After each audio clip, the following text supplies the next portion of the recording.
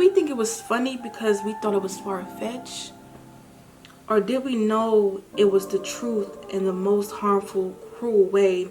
So instead of us addressing it, we laughed and said it's not true.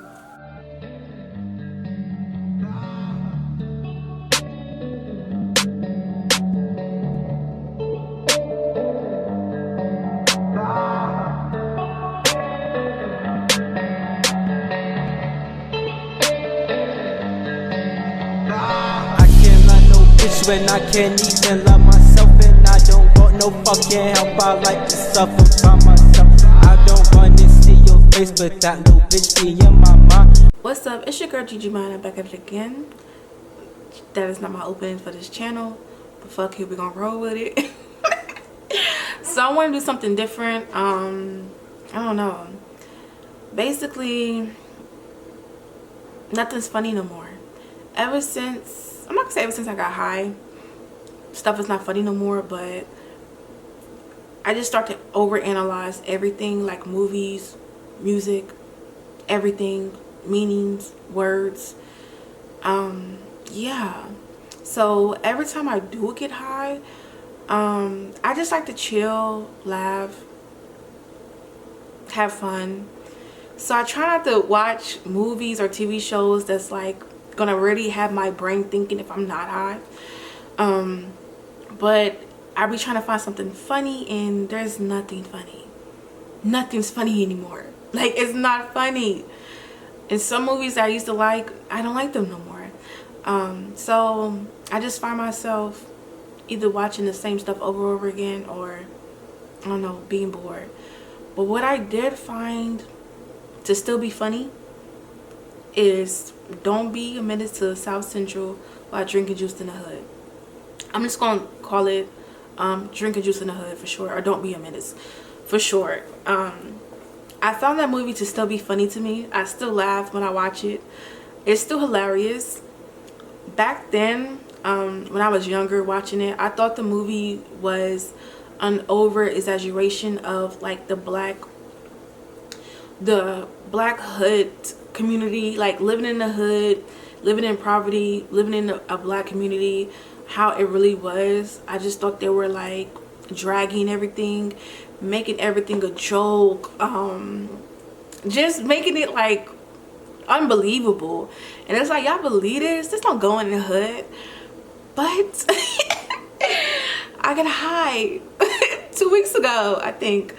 And I was watching it. I was having a good old time. I was watching it, and then like shit just started to stick out for me. Like, and I do that even when I'm not high. Certain shit just like I'm peeping a lot of stuff. I start watching it and I'm just like, oh wow. Don't be a menace to South Central while drinking juice in the hood is a deep movie. And I know you're like, girl, shut the fuck up. But hear me out, hear me out, hear me out. It's deep. I promise you, it is deep. It's real deep.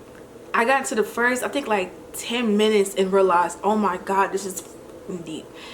I'm gonna go kind of in order if I can, if I can stay in order, but I'm gonna kind of go from like start to finish if I can.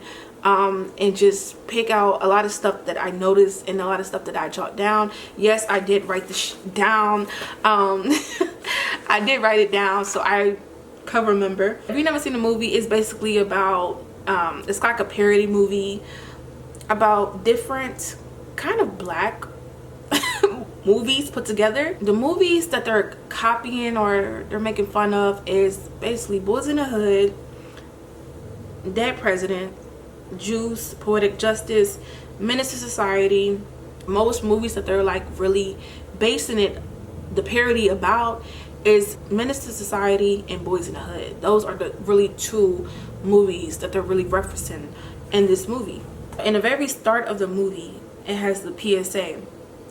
It says 1 out of every 10 black males will be forced to sit through at least one growing up in the hood movie in their lifetime.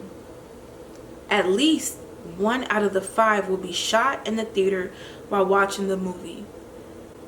And at first I was like, that's funny. Like, I don't know, like, I'm laughing. I laugh at a lot of stuff, even when I'm not hot. Like, I just be laughing. Shit do be funny though. You gotta laugh at all. But I start to think, because I actually had to rewatch it, you know what I'm saying?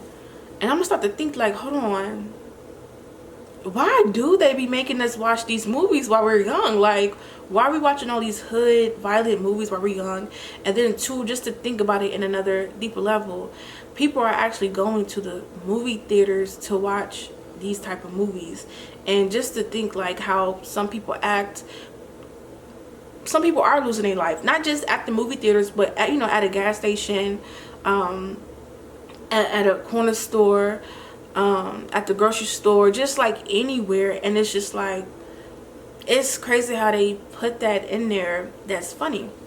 When the movie starts to begin, it starts paneling to,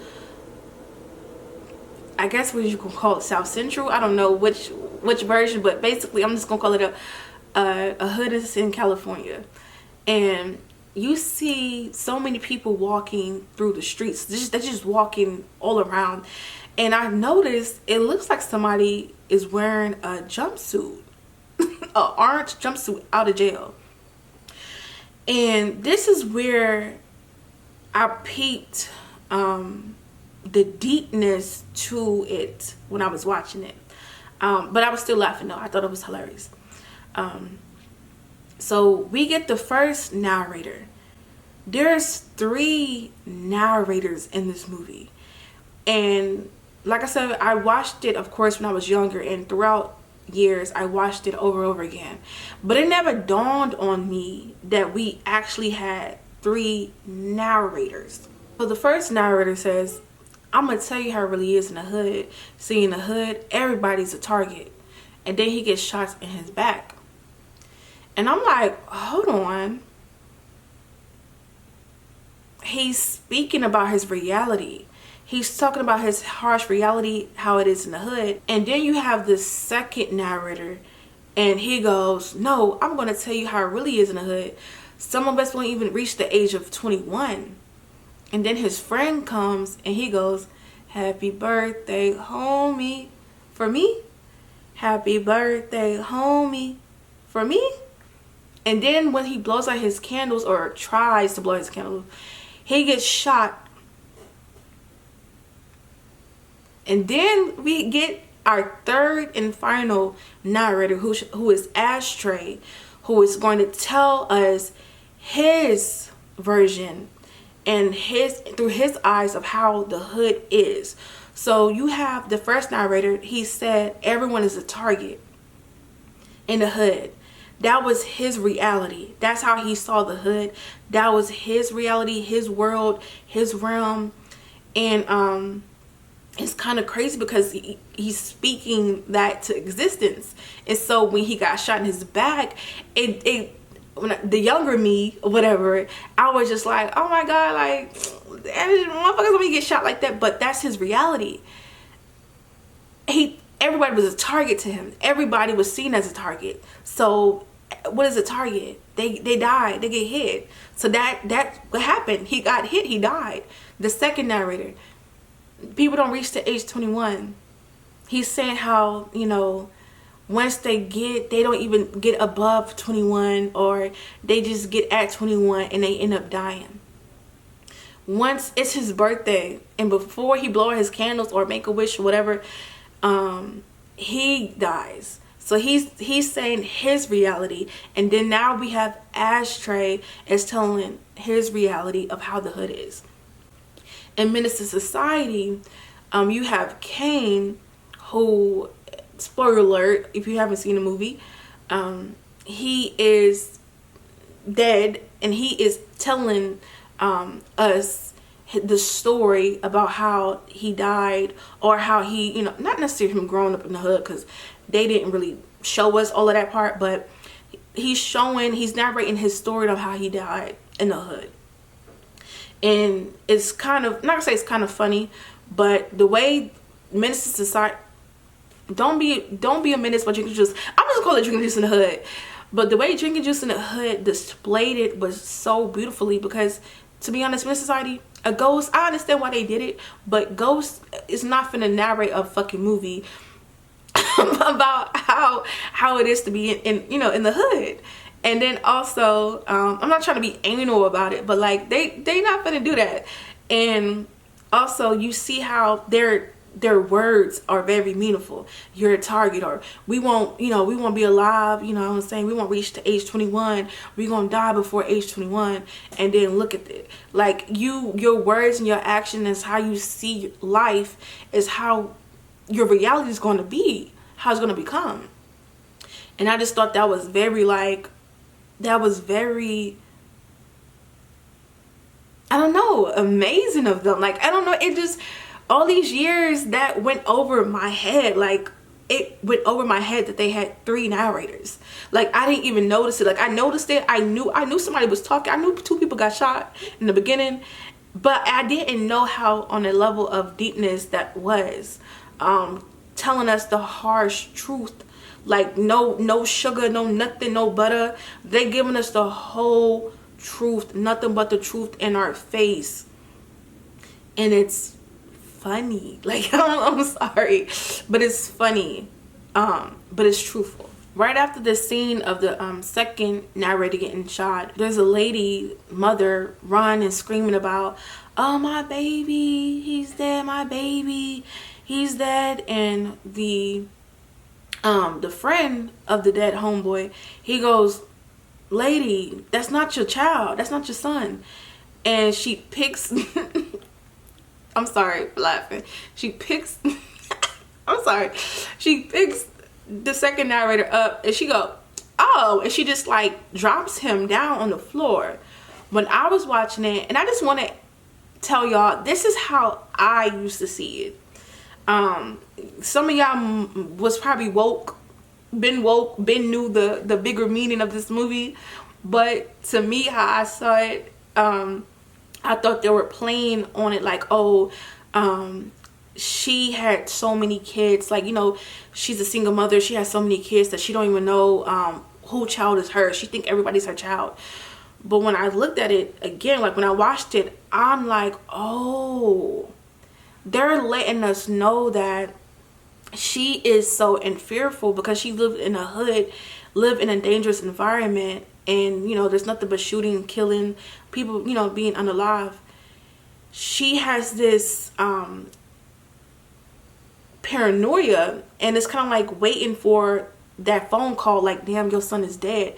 Like, she's stressed, and she think anybody who gets unalive is probably her child. And so when she realized it's not her child, she didn't care. That's another deeper meaning. Like, nobody gives a fuck until it's their people, until that's their family member, until that's their son, that's their friend, that's their lover. Don't nobody care about nobody but the people, I guess, who they care about. And like I said, when I saw it when I was younger, or, you know, the last time I watched it, like I said, I just thought they were trying to say like, oh, she had too many kids and she just didn't know who was who, you know. They are really in manic mode because at any given time they are in fear that their child can be unalive. And when they find out it's not their child, they like, ooh, I don't give a fuck. Like, I don't give a fuck. Like, how she really just dropped him and like, oh, and kept it pushing. I was like, damn. Like, I laughed at that part too, but I was like, damn, this is some real ass shit. Like, they really giving us the uncut version of the hood. Like, this is a real, and I'm not to say it's just only the hood, but like, they giving us the uncut raw version, and it comes off as funny. And it's nothing funny about this shit, like, but it's it is funny though. But I'm like, wow, this movie is crazy. Car scene with Ashtray and his mother, and they're playing on the Boys in the Hood scene when Trey was going to be sent to his father. Would I ever see you again? And then the mother says, boy, you know they don't allow I'm sorry, she says, you know they don't allow positive black females in these type of movies. And that's true. They don't ever give, I'm not gonna say I can't name no movie, but the movies back then, they were not like positive roles for like, you know, to like a mother and her children relationship. There was no strong black woman.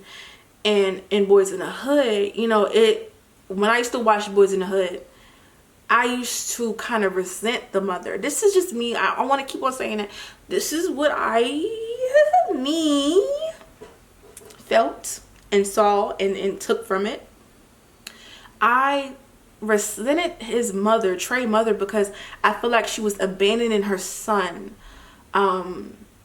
Like, why can't you just, you know, get him every other weekend? Like, why does he have to live with his father in the hood? But when I look back at Boys in the Hood and I rewatch Boys in the Hood, Trey was bad. Like, he did need some guidance. He did need some guidance. He were fighting, like, getting to petty fights, trying to look at crime scenes. He was just so, like, you know, and I do feel like he was living in the ghetto, the hood, but I don't think it was like where his father was living. I don't think it was the hood. I think it was, you know, like, there's levels to the hood. There's not just, you know, there's the gutter hood. That's the lowest low of the low. Oh my God, the slums. There's the another hood, and then it's like the kind of like the semi-safe hood, you know. But I think his mother lived in like the middle version because there were still crime scenes around. But once Trey got to the hood, like the real hood, you see how he wasn't that hood. Like, he was not that tough. He did not have that mouth. Even as a young boy, he didn't have that mouth on him, that mouthpiece. Like, he was taken back. So I'm like, yeah, maybe he did need to go to his father. But then again, like, why didn't they never show the mother, like, I know she came birthdays, holidays, you know, they don't show us that part. They just kind of just show us her abandoning her son. But I kind of get why she had to give him away, or not give him away, because that's his child. Like, so y'all both need to be taking care of him.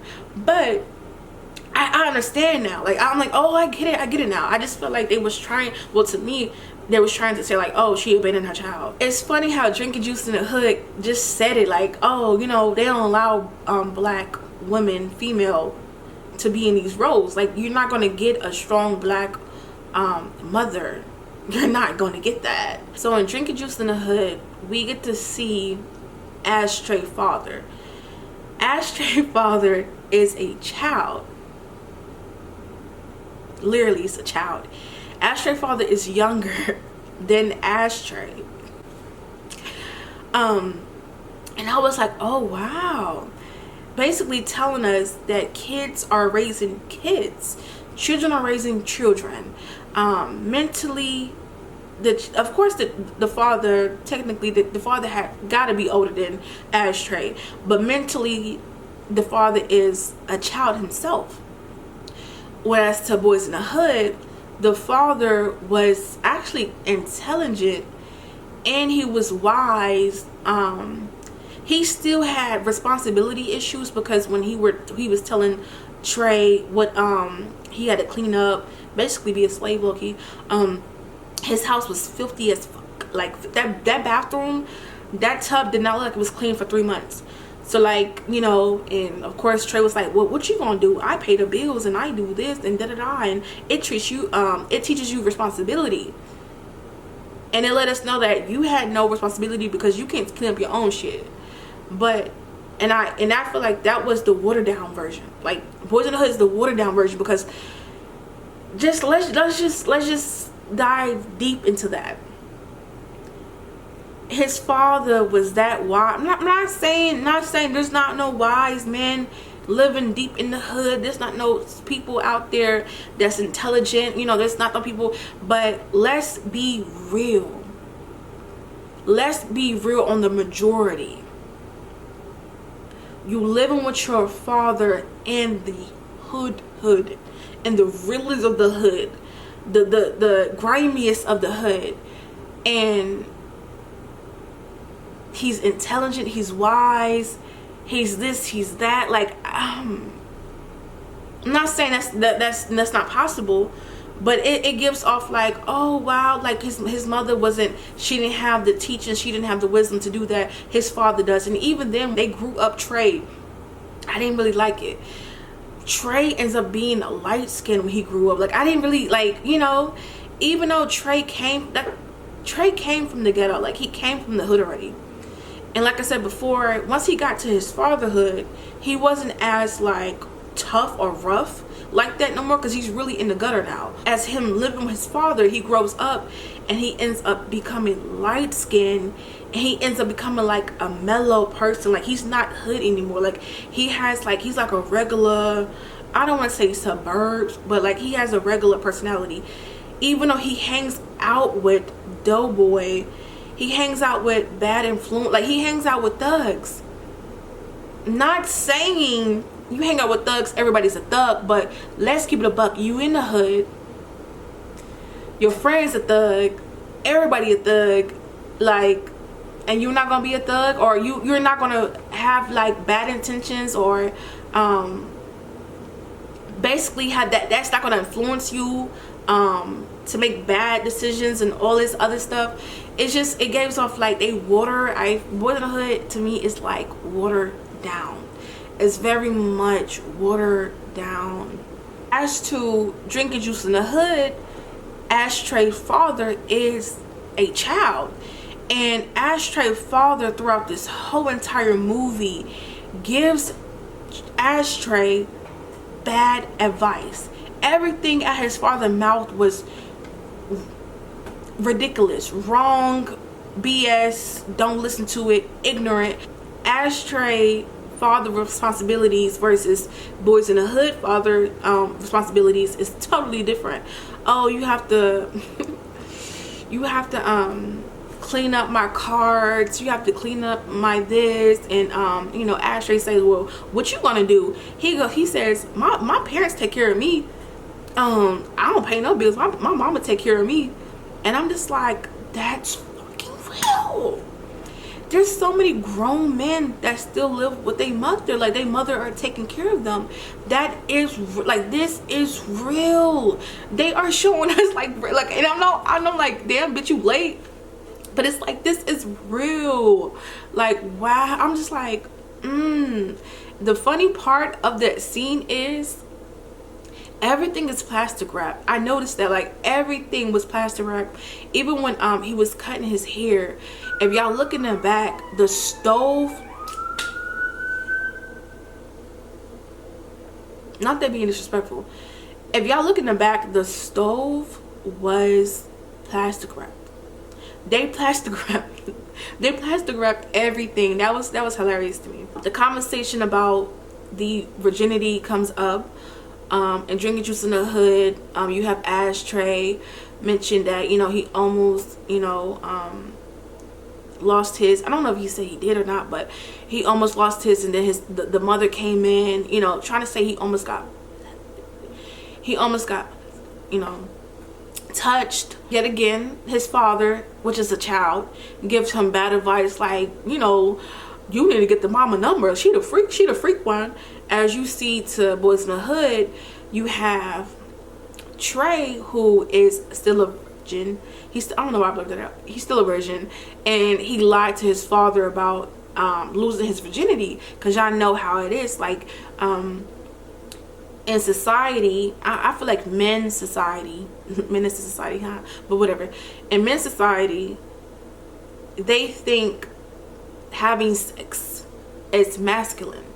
Not being a virgin is masculine, like, to them. Like, sex, dominating, penetration is masculine, and you're a man. So he lies to his father about having sex, you know, thinking it's cool or whatever case might be. I forgot what the father did. I think he popped him in the back of his head, I don't know. But where you have Ashtray, Boys Drinking Juice in the Hood, he's telling him about a story of how he almost got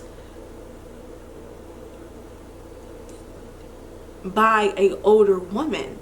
And that's the part that don't nobody talk about. Like, there's so many stories about, you know, abuse and assault. And for men, a lot of men have been abused, assaulted also, but they don't speak about that. It's like, you know, of course it's embarrassing. Well, it's not embarrassing, but to them it's embarrassing to them that they, you know, got touched. And then it's hard to talk about it. It like, to them it's like, it's demasculization, how you say it? To them it's like their manhood is taken and is making them unmasculine. And they don't really talk about getting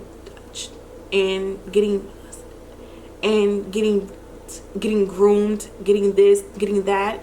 And even then, if they do talk about it, or if it comes up, you have other men telling them it's okay. Like, oh, it was an older woman, it was older, you know, you the man, and oh, you should have got her number, she the freak, or oh, it could have been me, I would have been in that joint, you know, giving them bad advice and telling them like, oh, it's okay, like, you're a guy, it wasn't no man that did it. Like, that's not cool. Like, drinking juice.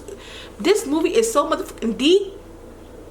This is deep. I look at me thinking like I should have went to college just so I could write a thesis about this shit. Just so I could write a thesis about that. Throughout the movie, random items and things get stolen. So you have an ice cream truck get stolen, walking cane. There's so many random things that get stolen throughout this movie, and it's funny, and it's like, oh my god, that's far-fetched. Like, that's how I saw it. It's so far-fetched. Like, ain't nobody stealing an ice cream truck. And they are. People will steal anything. People stealing strollers off of people's porch. People steal in people food trucks. Like, people steal anything, and they are showing us the harsh, like the extreme reality, not the fantasy, not the watered down version, not the good hood, not the medium hood. They giving us the extreme. And Drinking Juice in the Hood, throughout the movie, you're gonna have a mailman come out and say message. Every time Ashtray says something with substance, or something that's like with a deeper meaning that you need to retain, the mailman comes by and say message. So the first time is when Ashtray is outside and there's a crackhead asking for some spirit change and asking to suck Ashtray off. And when Ashtray go, ew, that was funny. Every time he go, ew, get out of here, man. I'm sorry. Ashtray then goes, I guess even though we were free, we were still slaves in the mind. Message. All the stereotypical characters are not so stereotypical no more. I would say besides the woman, like the girl characters, I just feel like that was misogyny. You know, how they hate women type shit. You have all these different characters who's playing the stereotype, but they're not really like, it's showing us who they actually are. Like the thug toothpick who just got out of jail, but he still have a slave-like mind that he is in jail. Ashtray friends, you have his friend Preach, who he said was a former gang member turned activist, but now he just plain confused. He's a fake woke person. Stop using the word nigga. You see, it's terms like the word nigga that the white man uses to take away the self-esteem of another race. Word. Oh yeah, remind me to pick my laundry up, motherfucker, up the street. Like, some of these characters are not as far-fetched, not as stereotypical as we thought, or as I thought, I'm gonna say. We then get introduced to Low Dog, which is Ashtray cousin. Unlike Boys in the Hood, Trey to Doughboy, they were not cousins. They were just friends. Well, they wasn't even, they were just neighbors basically, turned into friends. But in Drinking Juice in the Hood, Low Dog is actually Ashtray cousin. So this is the description that Ashtray gives us about Low Dog. Low Dog was America's worst nightmare. Raised in a house with 3 generations of hopelessness, poverty, and profanity. So Loc Dog's house, I'm not gonna lie, the little the bomb as the door knocker, that was kind of funny. You know, it is a little far-fetched. But in the house, you will see that it has nothing but 40s, you know, malt liquor and weed. Malt liquor and weed, malt liquor and weed. We see the mother, and it's funny because she's putting up cereal, and the cereal the cereal is the cereal has like Dr. Dre smoking a blunt, and it says Wheaties on there. Then there's another cereal with like this white lady and a hip-hop bunny, and it's called Tricks. It's kind of funny. But the mama ends up talking to Ashtray, and she ends up like flirting a bit with him, and she also likes Ashtray father. So Ashtray and Loc Dog are cousins, means they're related. Why is Loc Dog mother, which should be Ashtray's aunt, sexualizing or flirting with, first of all, Ashtray is still an underage child. 2, y'all related. And then also talking about how she like his father. Unlike Boys in the Hood, the Doughboy mother does like Trey's father. Doesn't really flirt with, I don't think she flirts with Trey at all, but she does make a hint that she likes Trey's father.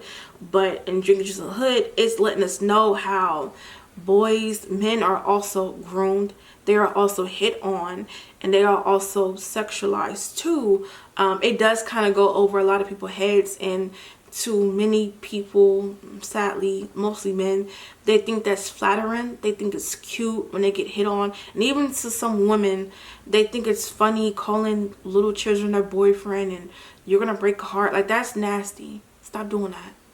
Stop doing that. But they're letting us know how the dynamic is. Like, that's, you know, there's something wrong with Loc Dog's mother. Ashtray ends up talking to the grandmother, which is that his grandmother too?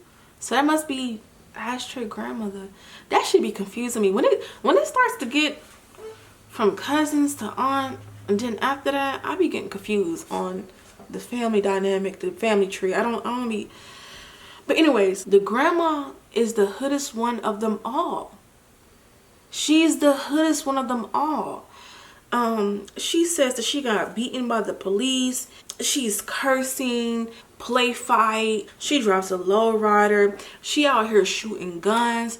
Grandma is a hood bitch, certified. And that's what they don't really show. And I'm also gonna piggyback off of Menace to Society. So Kane was raised by his loving grandparents that also lived in the hood. Like I said, I'm not saying there wasn't no positive people in the hood. Like, I don't want y'all to think that I'm just saying like can't nothing positive, peaceful, intelligent, wise come out the hood, because it does. But what I'm trying to say is the message. It's the watering down. It's the looking the other way when it's something. This is harsh reality to some people, and it's like, if you're gonna do the movie on hood, do the movie on hood. Like, don't sugarcoat the shit, you know. But Kane lived with his grandmother, loving grandparents. They were religious, very religious. They gave him good advice. They loved him, this and this and that.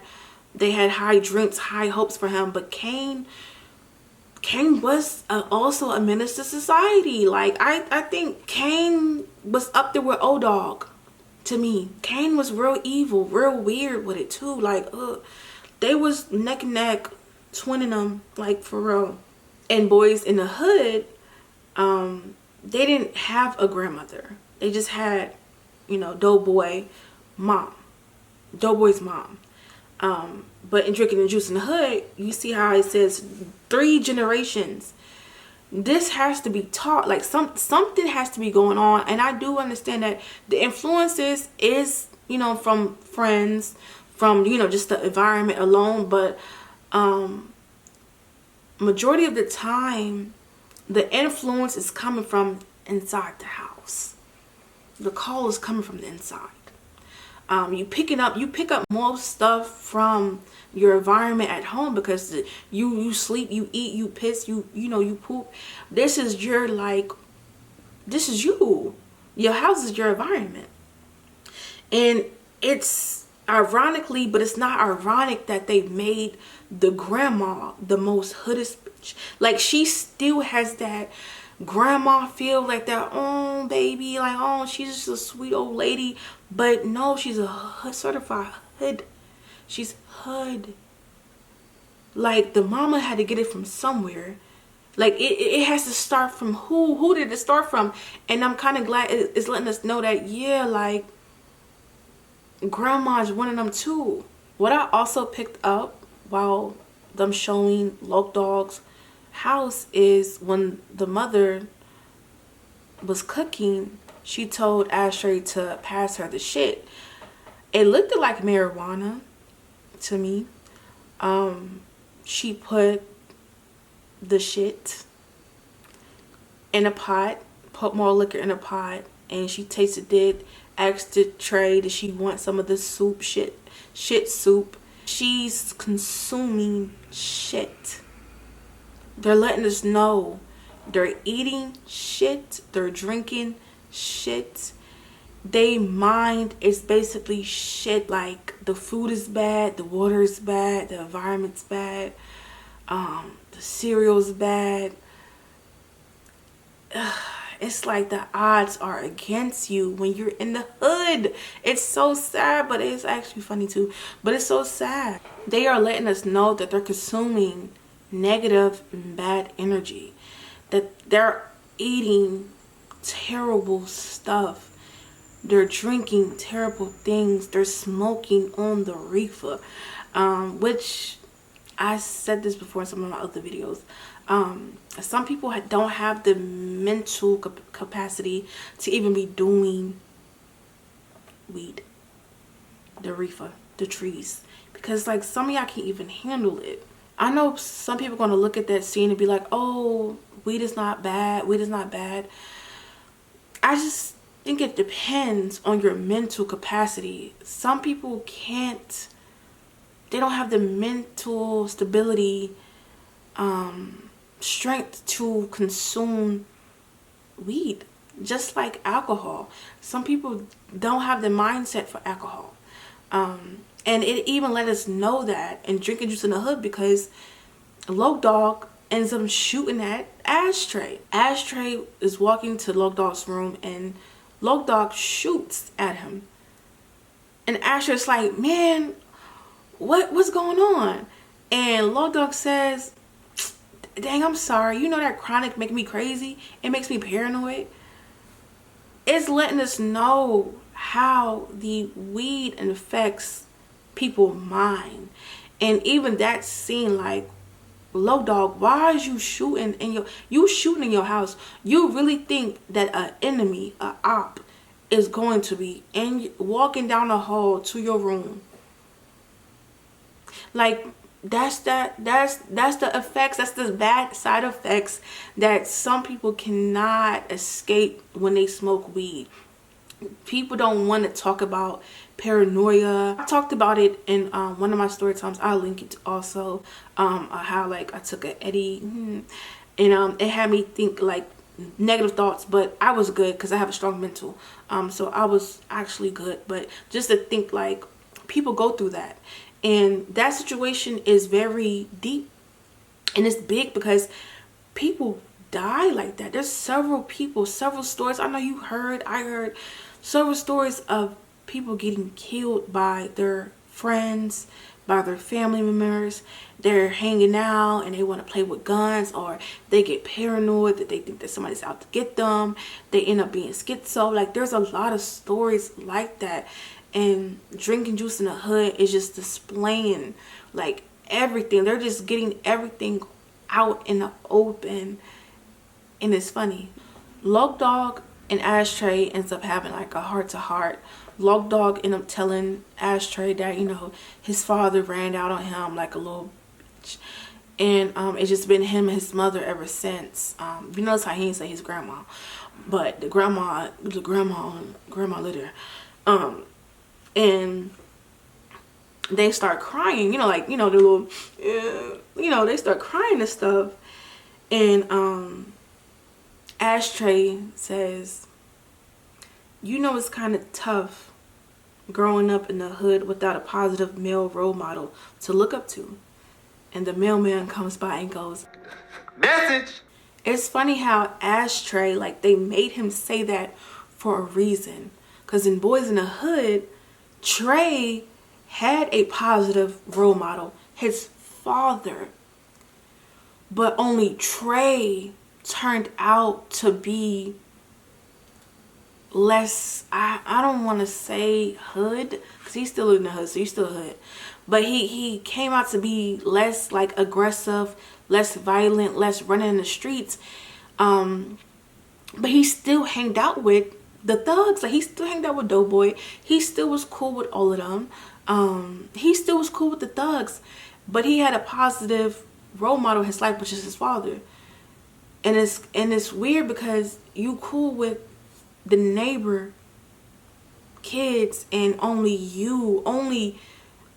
Trey and Doughboy's brother, I forgot his name, Ricky. Why I forget his name? Only Ricky, and to be honest, I'm gonna speak on that later. But Ricky just wasn't a thug. But Ricky didn't come out right either. And they trying to say, oh, you know, it's because of his dad, like it's because of Trey daddy was there for him. That's why he was the only one out of all of them that come out right. I didn't like that message because it's just like, he could have still been doing bad. And it just, like I said, made it seem like his mother, like, oh, his mother didn't have the intelligence. She didn't have the wisdom to get Trey together.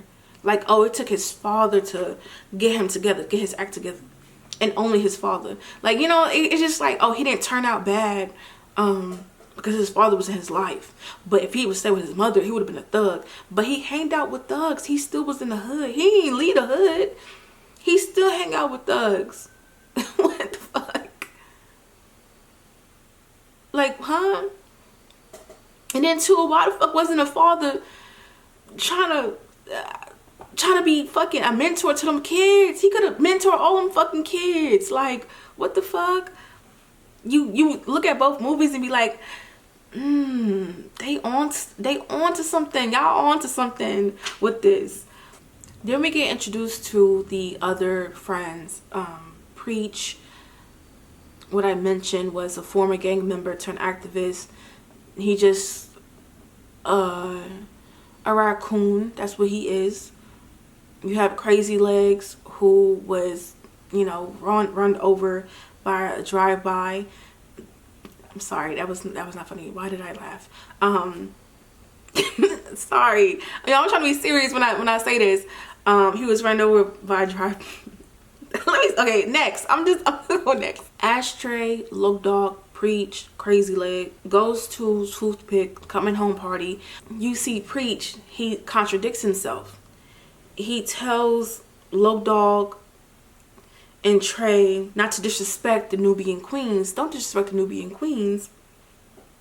Stop calling them bitches. Don't call them bitches. And then he, moments later, taps a black woman's shoulder, call her all types of queen and Nubian and da-da-da, and wants to talk to this white woman.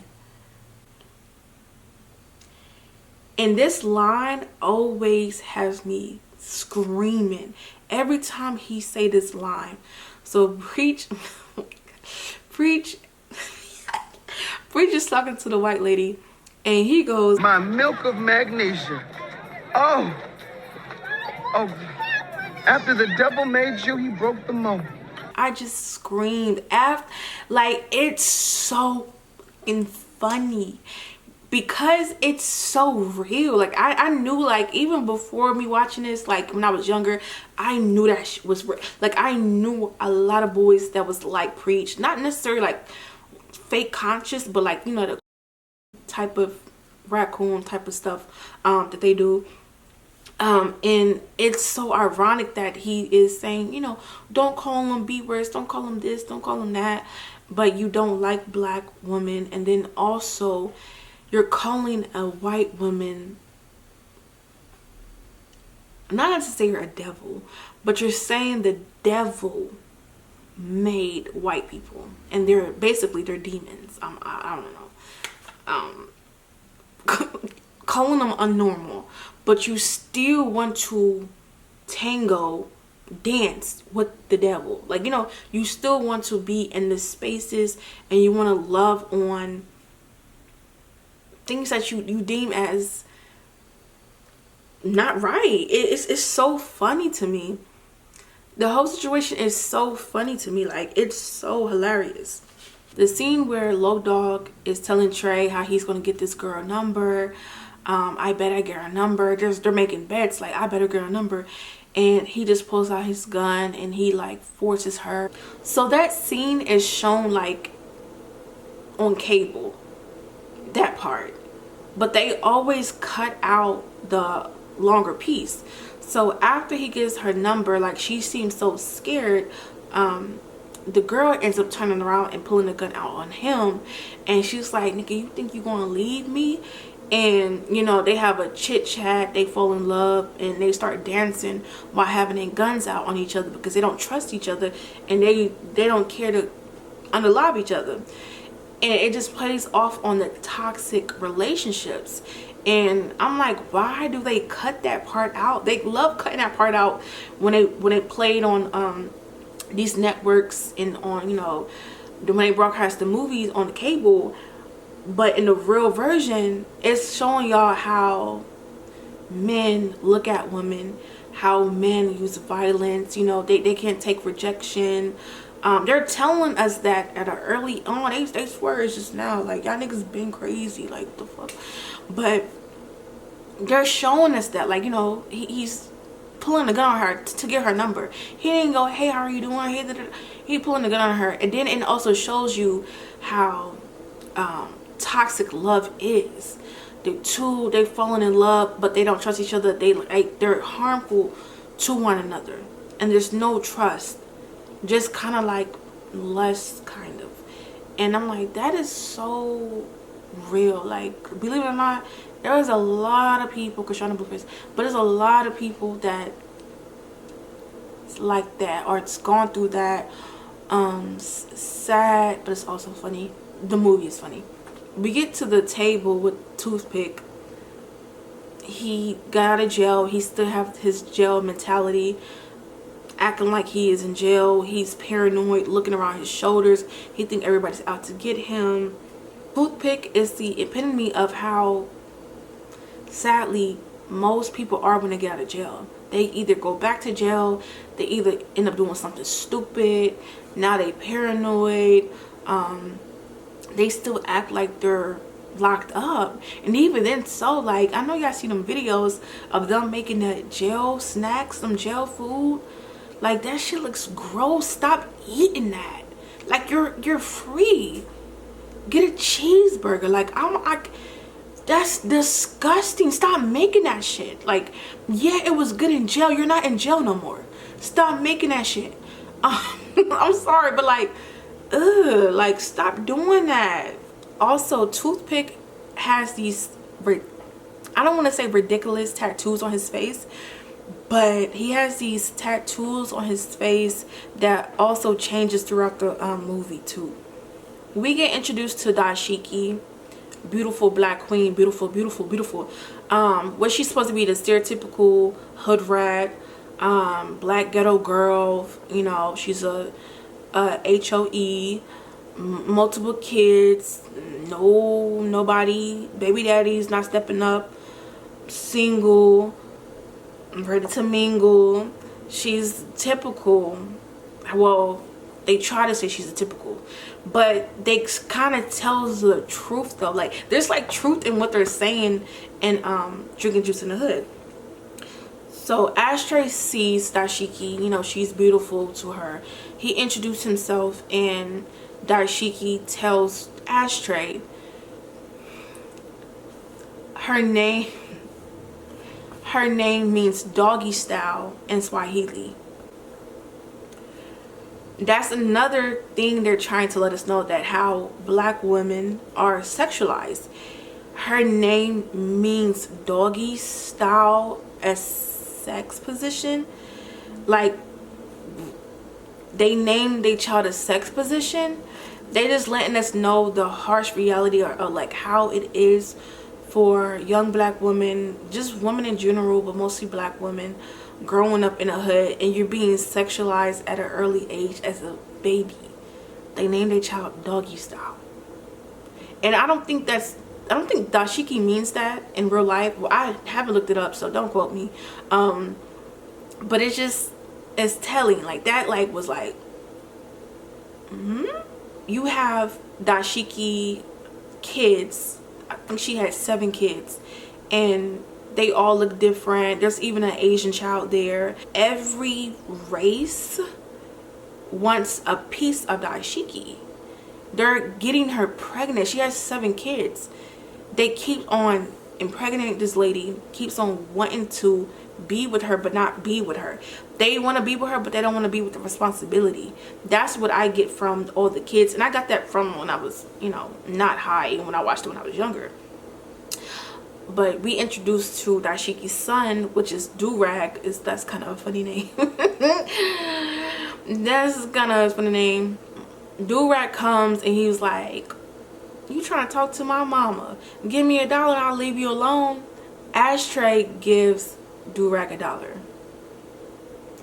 Durag pulls out a big wad of cash. He got a stack. What does that tell us again? How many men still want to hit on Daishiki, knowing she has multiple kids, knowing she's a single mother, knowing she lives in the hood, knowing this, knowing that, knowing that? Durag has went to multiple men that keep on trying to hit on his mother and tells them, "Hey, I'll leave you alone, give me $1. And they keeps on giving him $1 because they want to be with his mother. Well, they want to get with his mother. They want to have relations with his mother, but they don't want to step up to the plate and, you know, be their responsibility. And it's just, it's telling. Like, it's really telling how, oh, you will never be nothing but a baby mama, or you're gonna be a single mother, and blah blah this and blah blah that, and whoopty whoopty woo and whoopty whoopty woo. But they still have men lusting after them. You still have men getting them pregnant. You still have men trying to get with them. That's crazy. Toothpick is informed that Daishiki is talking to Ashtray. Toothpick is upset because, you know, that used to be his girl.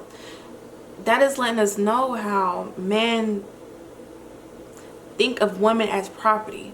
They think they have ownership, and that women are not supposed to, you know, move on from them, or they're not allowed to be with anybody else but them. And it's crazy how it is. And it's, that dynamic is crazy too, because his homeboys is telling, Toothpick homeboys is telling him how everybody done got a piece of Daishiki, and why do you want her, and stuff like that. And he still like is in a jealous rage. Mind you, he just got out of jail too. Like, what are you doing? Why do you care? That's that mentality that he's in. Toothpick homeboy tells him to chill out because, you know, he just got out of jail. Toothpick says his speech that, "Lock me up, throw away the key." I don't give a damn about going to jail. Nigga, take me to jail. Take me to jail. Shit, lock me up. Lock me up. Throw away the key. Throw away the key. I ain't afraid to fuck somebody in his ass. Hey, no. You have his homeboys repeating. Everybody is enchanting this stuff, like lock me up, take me to jail, I don't care, I don't care, up until Toothpick let it be known that there is some gay sexual activity that goes on in jail. That's when the script gets flipped. Everybody's like, ooh, no. But y'all are following behind him the whole time. Y'all are also enchanting this speech about you don't care if you go to jail, you don't care if you get locked up, da da da da. But he's telling you, yeah, like it's some homosexual stuff that goes on in jail, and that's what jail is about. And that's what people don't talk about. That's what they try to leave out. We see the documentaries. We see the true stuff. The Boondocks even be dragging it, making it funny too, about the homosexual activities, the graping that goes on. It's wild out there. And for a lot of men and also women, they feel as though that's not necessarily the reality. They think that's just that jail. That don't be happening. That's just that jail. They more likely they're gonna. That's the harsh reality. That is the truth to it all. And y'all, I don't care if I go to jail. I don't care. Line me up, y'all doing all this hooping and hollering, and you finna get bent over. Or you finna be doing the bending. Like what's gonna be the one? There's a billboard to a movie, a black movie, and it goes Black to the Hood. And it's, I guess, a movie spoof to like Back to the Future. Everybody knows about the infamous corner store scene. Everybody knows the Menace to Society one, and also Drinking Juice in the Hood one. The dynamic is it's funny, but it's so real. As you may know, if you're not black, we get racial profiled. We get followed around the store. It doesn't matter what I wear, y'all. I could go in there with no bag, two top biker shorts. I'm getting followed. They still think I'm stealing. I don't know where the fuck I'm putting this shit. They still think I'm stealing. And that's the harsh reality. They're getting followed in the store. And even the doorbell goes, nigga. That's just funny. But it's not.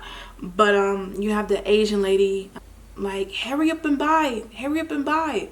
And they do that. And nowadays they don't. But I do remember, like, y'all, back then when I was younger, they used to do that. Like, they used to do that. I even remember when I was in middle school, me and my sisters got chased by dogs, and we ran into the corner store. And I remember the Asian owner was like, leave the store, leave. And I'm like, no, there's a dog outside trying to bite me. Like, what? Like, they wanted us to leave the store. We ran in there because we was finna get bit by a dog. Like, they were OD. Like, that hurry up and buy shit, that wasn't like, I didn't see that as far-fetched, because that shit was real. Like, it was real. Like, that was truthful. That shit was real.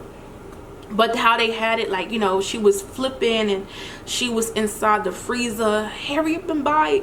She was doing this, she was doing all this crazy all this crazy stuff, and you have her husband around the counter steady looking the whole time. There's a white man stealing. Nobody's paying attention, nobody's giving a fuck. And that's what be happening. Y'all be so worried about black people. There is other stealing in your store with you stupid ass. Just dumb. The white man stealing. He even steals out the register in front of the man, and he drops I think $1. I don't know, money. He drops money, and the owner goes, hey, you dropped this, and he gives him his own money. Like, that money came out your register, sir, and you don't think that he's stealing from you. And that's the crazy thing, because they be stealing in their face.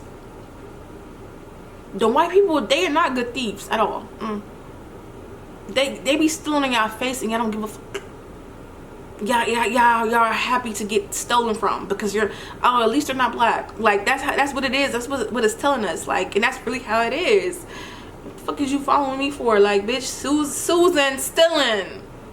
As that's going on, Low Dog is playing like a fake Street Fighter game. It's like some type of hood Street Fighter game, and he ends up asking the owner how much for a candy bar. Why does the lady says $5? How much for this candy bar? $5. The lady is trying to charge Low Dog $5 for a candy bar. Mind you, this is in the 90s. $5 for y'all. $5 for a candy bar. Like, just think of a Snicker. $5 in the 90s for a candy bar. Letting us know there how they be overcharging us too. They really do that, and especially the nail shop. They irritate me with that shit. Like, they really be, I think they think because you're not gonna tip them that they like to overcharge. I remember this lady charged me $80 for some basic ass nails. Mind you, I always go there. I always go to the same nail shop, get these same fucking nails, and I always either pay $40 or $45. This bitch gonna charge me $80 for some shit I didn't even want. She talking about she can't do that. Mind you, I go to that shop every every time for the same nails. So come on, we can't do that. Girl, okay, I got some plain Jane. She gonna charge me $80. Why would you charge me y'all don't ever charge $80. They be doing that. Like, you overcharging him $5 for a candy bar. Low Dog is like, girl, you better give me some sake or something. Like, he said something like that, and he ends up pulling out fat cash, wads of hundreds. Low Dog has money, and even as he's paying, the owner is being disrespectful. I feel sorry for your mother, he says, and then that's when, like, what you say about my mama, that thing goes, and you know, he ends up shooting at the owners, but he's not trying to kill them. I noticed in Drinking Juice in the Hood, he shot everywhere. Like, he was shooting the alcohol, the pickle bottle. He even shot her shirt, a piece of her shirt. He wasn't trying to kill her. He was trying to destroy their business, like disrupt their business, not unalive them. And then, of course, the white man comes that was stealing, and he shoots a bullet, and it like ricochets, and it ends up killing the owners. And then he has that list, you know, that has like Low Dog on there, and they were like, the man, basically telling us how society, even though you didn't do what you thought you did, it's still going to be amplified, and you're still going to be blamed for it, you know. A stray bullet killed them, and not Low Dog bullet, even though they should be shooting, but Low Dog bullet didn't kill them. The white man's bullet killed him. In Menace society, it was kind of different, but it was kind of still the same. The owners still kind of being off-putting a little bit, like not really wanting to F with O-Dog and Kane. And they still said that I feel sorry for your mother line, you know, still being disrespectful. And O-Dog is a menace, and O-Dog's end up just unaliving the clerks. He just end up doing it. The church scene is very funny to me, and it's so real to me. You have the pastor or preacher, I don't know what's the difference between the two. The pastor is singing, and what he's saying is very telling. He keeps on saying, don't ask no questions. Like, he keeps on saying that and singing it also. Oh, why did a pastor gotta have a nice car? Or why did a pastor gotta have a nice house? Don't ask no questions. And then he even says something like, oh, if you're feeling hot and bothered, I want you to call me. Mind you, everybody's like, hey, everybody loving it. They eating it up, they gobbling it up. And what he's saying is like, how he wanted to sleep with the woman in the church, how he wants y'all to shut up about him having a nice car and a nice house and don't worry about what he doing in his pockets, don't worry about what he doing with the church money. And then he ends it with, oh, y'all make sure y'all get y'all get to that other side with the collection plate, like just to make sure he getting his money. It's funny and it's real. After the pastor says his spiel, Loc Dog's grandmother and this other old lady, they end up having a battle in the church, and it's supposed to be like praise dancing and I guess shouting and feeling the spirit. They just end up battling each other, which is telling because it's giving off they're doing it for attention. They want to be seen as the best. They don't give a F about the church. They don't give a F about the message. They don't give a F about the Bible or whatever it is. They care about being seen. They care about, oh, who got the best hat, who got the best move, who could shout the best. And it's kind of funny. It's kind of funny though, but it is telling how the ladies of the church, they go there to gossip and to be nasty to other people, or to just to go there for attention, to be honest. Loc Dog, Ashtray, I think their friend is Q, they're walking him off to college. They saying, oh, he's gonna be one of the first people from the hood that's going to college. And then they turn their back and Q ends up getting shot by the white man. And it's just letting us know that even though you made it out the hood, you still can get killed, still can get murdered. That even though how positive and what your life path is, you still can be left with being unalived, unfortunately. That's kind of like the sad truth. Even though it was like, damn, like somebody finally made it, yay. But it was kind of like, oh, I get it. Like, you know, I get it. Loc Dog has a job interview and this is hilarious. I do love the scene where he goes, sex? Hell yeah. That shit funny. But what I noticed was that the reception lady kept on saying his name wrong. And so did the, I guess the manager or the person who was interviewing Loc Dog said his name wrong too. Hey, where y'all going? Loc Dog, You're a Loc Dog? And it just let us know how they don't give a about us. They always love to mispronounce black names, and oh, I can't pronounce it, or the name is too ghetto, it's too hood, it's too ratchet, I don't know how to pronounce this, I don't know how to pronounce that name, but you do. And the crazy thing is, Loc Dog's name is Loc Dog. The man called him Loc Dog, like the lady was calling him something else. I'm just like, ain't this about a bit? Ain't this about a bitch? They calling him the wrong name on purpose. Y'all can read Loc Dog. Like, get the fuck on. Daishiki recites a poem to Ashtray about how men always leave her, and how if another man leaves her, how she's basically gonna go insane, she's gonna go crazy on the person, basically just murder the man. It makes Ashtray uncomfortable and he's scared. When I watched it, you know, back then, I was like, oh, that's just funny, you know what I'm saying? They're just making it seem like, you know, that women are crazy over men. But the deeper meaning, I feel like, of the poem was how men use and abuse her, and now she is left with responsibility of taking care of another child. And now that she is going through all this hurt and she's angry and she is not good enough, because it's like, why is man always leaving her? And she has all this pain and hurt inside of her that if another man does this to her, she don't think she's going to be able to handle it. Daishiki thinks another heartbreak is going to lead her in shackles. Sadly, to most women, it does. You know, y'all see Snap. We all saw Snap. Snap to me gave me like, some of them, it was self-defense. That's what it was giving. It was giving self-defense. But you know, it's harsh realities for some women. that once they get, you know, used and abused or beat up or DV situations, that sometimes their way out is violence.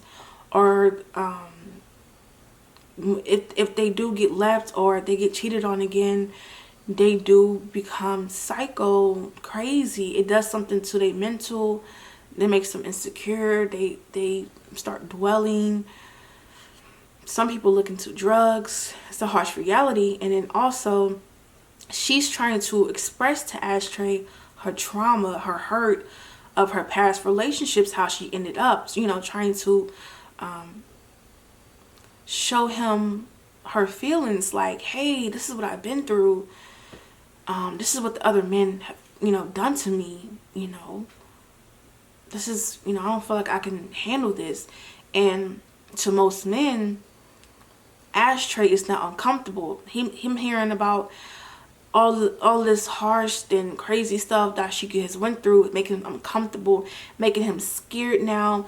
He's kind of like, I don't really know if I want to f with her anymore because she's off her rockers. There's a saying that you're never supposed to tell your new partner what your ex did, and you're not.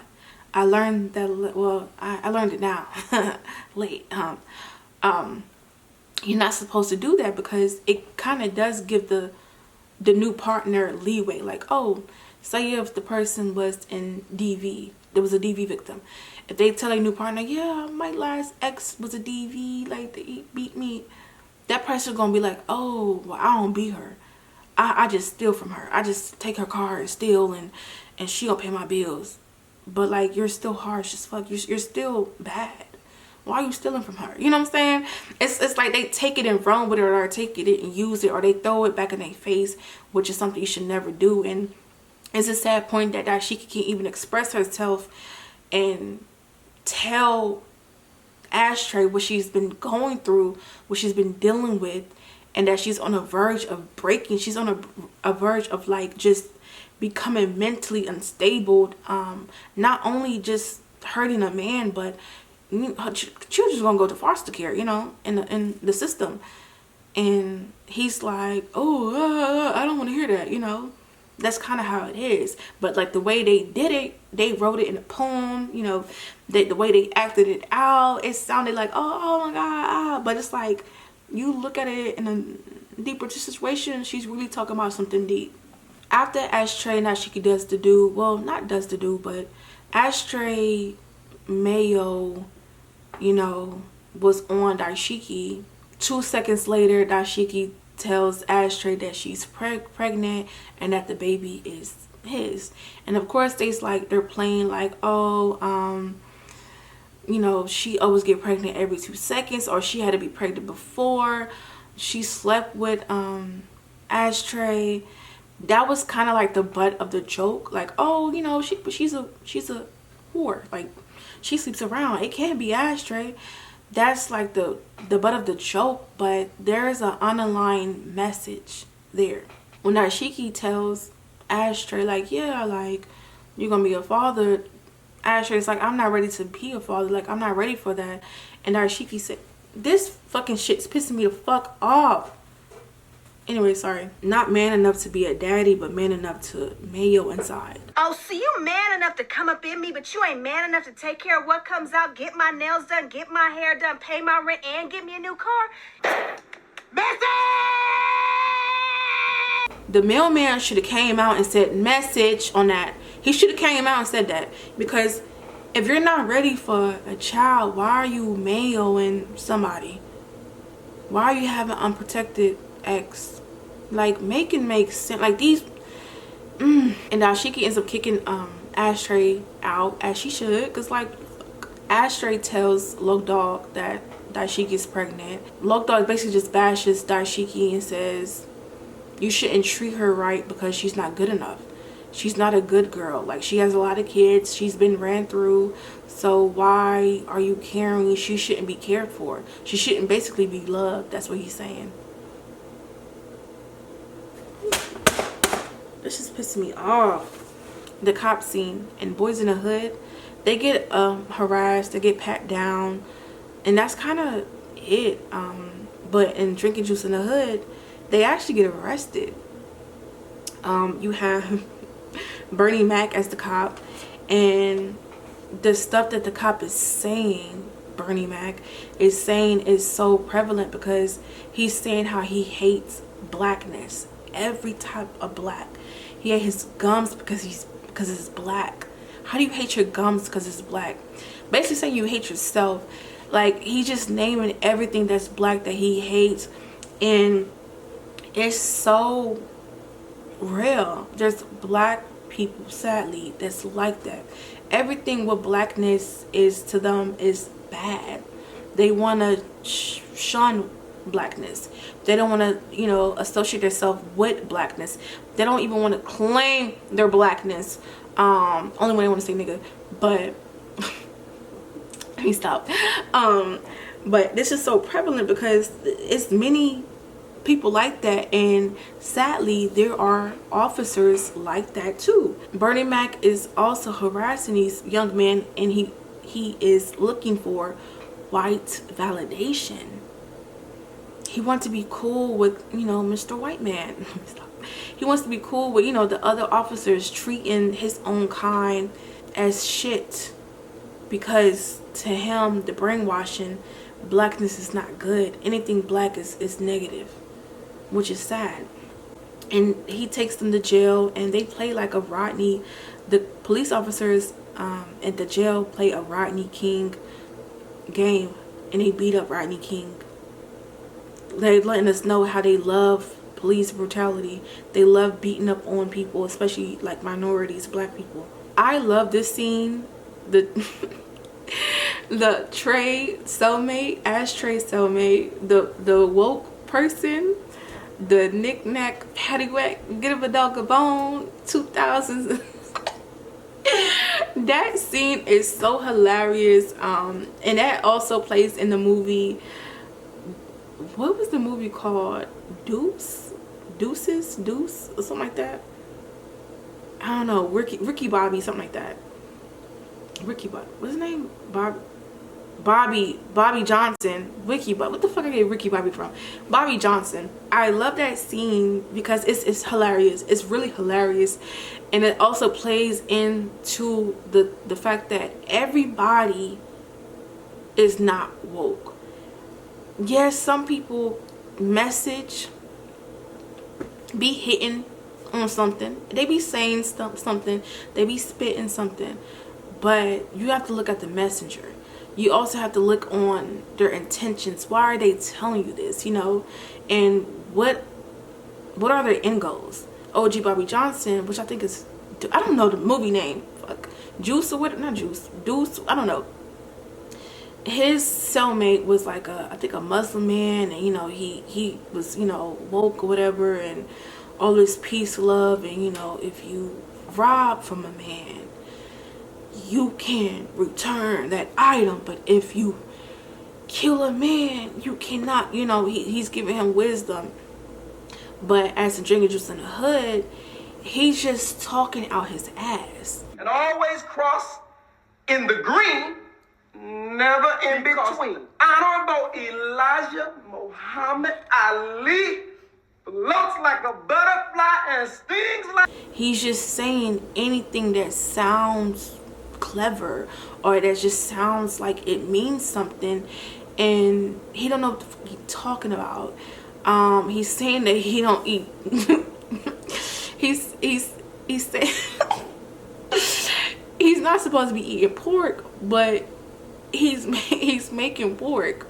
And it goes to like other people's religion too, how they try to preach this, you should be this religion, you should be that religion, you should believe in this, you should believe in me, and then all these rules and regulations, and they're not even holding themselves accountable for. Like, I don't want to drag nobody, but like I said, him eating pork thing, you're not supposed to be eating pork. Why are you eating pork? But to you, you don't care, but you're trying to be this leader, this woke person, and you want to lead somebody, or you want to teach somebody these lessons, and you want people to follow you, but you're not even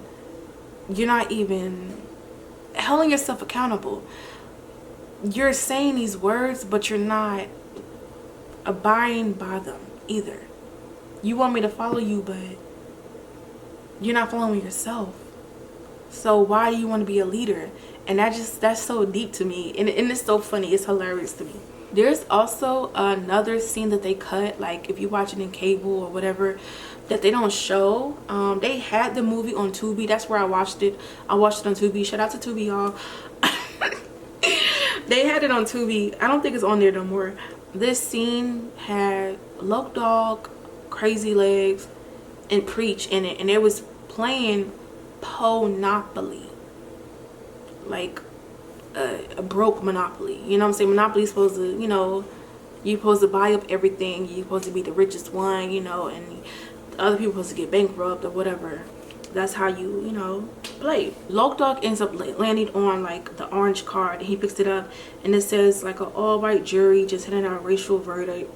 You get mad and you burn down your properties. Like, it's giving us the harsh reality of trying to even be successful, a successful black person in the making. Like, you know, there's always something that's sabotaging us. There's something always like loops we have to jump through, or some type of conniving thing out there that they're not allowing us to purchase these properties, or just, it's always a catch.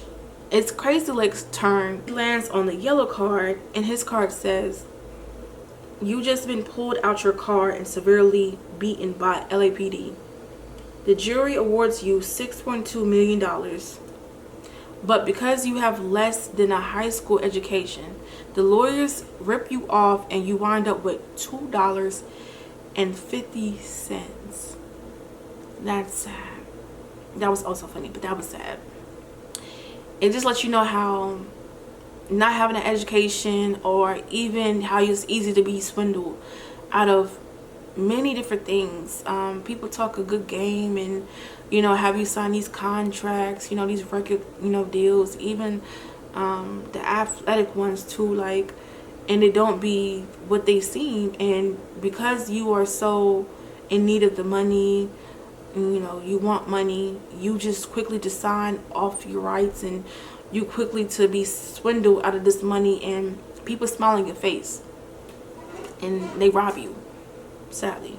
The jumping scene was also funny. How they jumped Toothpick homeboy.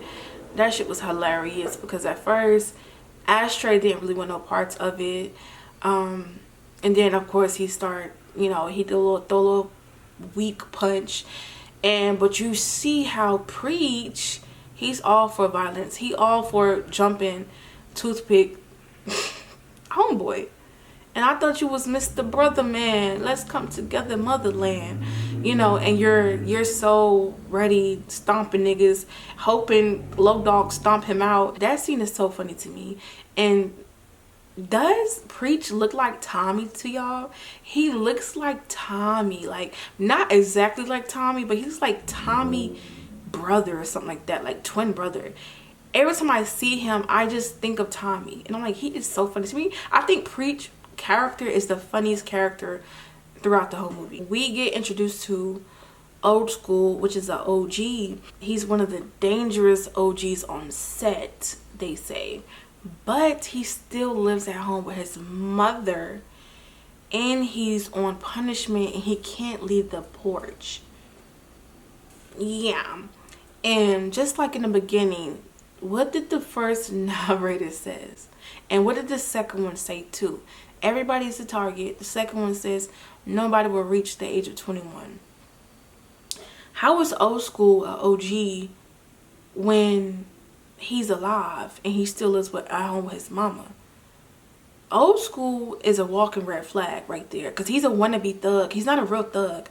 And Old School reminds me of Ashtray Daddy. Like, Ashtray Daddy and Old School was like the same person.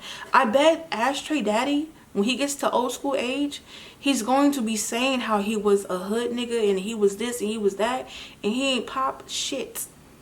You ain't even bust a grape. You ain't do nothing, Old School. Even old school swag is so old. Like, he dresses like he's still like in the 80s or something like that. Like, hang it up, grandpa. But that's how like old heads act. Y'all know them old heads, they be trying to act like they tough. Like, you always, like, you were not, you were a loser. Like, stop it. You was a spectator. Y'all niggas was ashtray daddy for real. Stop it. Low Dog tells Old School that he wants to be just like him when he's grow up. Ain't shit. That's what he tells. That's what Low Dog tells Old School. The whole gang is at Old School porch, you know, because he's on punishment, and they start talking about, you know, dreams and what they want to be. Crazy Lady said he wanted to be like a rapper, like MC Hammer, and Low Dog said he wanted to be a comedian. It cuts to a scene where Low Dog is a comedian for Def Jam, and he's doing a comedy, like his little comedy skit. The jokes that Low Dog was doing and that little like flashback, little trying to, you know, reminiscent of his dream he wants, that shit was not funny at all to me. Like, that's what I mean about, like, I'm not laughing at shit no more. Like, Low Dog is on a stage and the audience is white, and it just seems like minstrel show to me. He does a skit about how the women with multiple kids are ran through, they're hoes, how it's the woman with a big fat pussy, and you know, you F that and you get stuck in there, and you know, you end up finding your homeboy in the pussy also. And I was just not, I was not laughing on that one. I was just like, that was not funny to me. I think that's another part that they edit out on the cable. You just hear the white people just laughing. Like, he's talking about how black women and how women are whores and all this other stuff, and the audience just chuckling, laughing. And then he even tries to rob the audience also, and everybody's laughing, and then somebody ends up like getting shot and nobody cares, everybody's laughing. And I'm just like, bro, I'm like, this don't even seem like a skit. It's giving Chris Rock. I'm not gonna lie, it gave Chris Rock, it gave a lot of them raccoonies, you know, low-key, even Kevin Hart. I'm just like, this is what y'all niggas, this is what they really do. Y'all get out the hood and y'all want to be comedians, and y'all want to basically not even like it's a difference between Cat Williams. Like, Cat Williams was funny, you know, talked about stuff, you know. It's just like some comedians, black ones, men, it's like a minstrel, it's like a mockery. Paul Mooney was another one that did not, like, he was telling you the real shit and he was funny with it. I'm like, this is giving Kevin Hart, it's giving Chris Rock. And I just thought to myself, did we think this was funny back then? Like, a lot of things was funny to me back then, and now it's just not at all. And did we think it was funny because we thought it was far-fetched? Or did we know it was the truth in the most harmful, cruel way? So instead of us addressing it, we laughed and said it's not true. We can no longer hide the BS. It's in front of our faces, and now it's no longer funny. It has always been reality, especially to some black people. And this movie was an eye-opener to me, because I just always thought it was far-fetched. Like, I'm just like laughing. I'm like, it's far-fetched to me, and I'm just thinking like, this shit is not far-fetched. This is not far-fetched. This is reality to some people, like majority of people. Can't love no bitch and I can't even love myself, and I don't know if I can help